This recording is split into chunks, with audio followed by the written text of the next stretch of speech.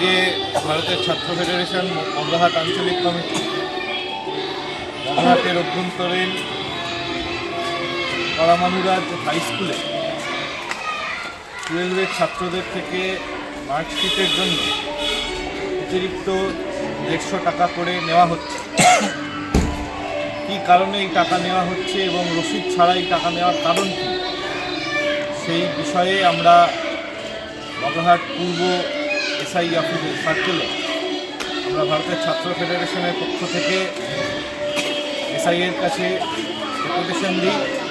আমাদের ডেপুটেশনের মূল দাবি ছিল যে অনৈতিকভাবে যে এই 150 টাকা নেওয়া হচ্ছে ছাত্রছাত্রীদের থেকে মার্কশিটের নামে, এবং যারা এই টাকা দিতে পারছেন না তাদেরকে মার্কশিট দেওয়া থেকে ব্যাহত রাখা হচ্ছে, তাদের মার্কশিট দেওয়া হচ্ছে না।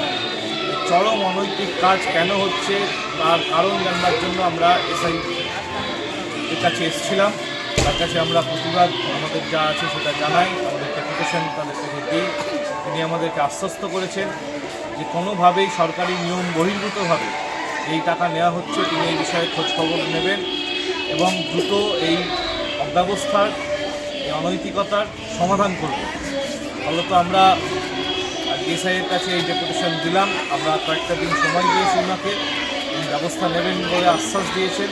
যদি আমরা এই আশ্বাসের পরেও যদি কাজ না হয়, দেখি অনৈতিকভাবে ছাত্রদের মার্কশিট আটকে রাখা হয় টাকা না দেওয়ার জন্য, অতিরিক্ত টাকা না দেওয়ার জন্য, তাহলে আমরা স্কুলের ছাত্রদেরকে নিয়ে বৃহত্তর আন্দোলন তৈরি করব। এই কথা আমরা আজকে এসআই সাহেবকেও বলে এসেছি এবং সাধারণ ছেলেমেয়ে যারা আছে তাদের কাছে আমরা এই বার্তা দিচ্ছি যে কোনো রকমভাবে এই বাড়তি 150 টাকা দিয়ে মার্কশিট নেওয়ার কোনো দরকার নেই। এটা তাদের অধিকার, তারা সমস্ত রকম যা ফিজ আছে পরীক্ষার সমস্ত রকম সেই ফিজ দিয়েছেন। অতিরিক্ত 150 টাকা দেওয়ার কোনো দরকার নেই।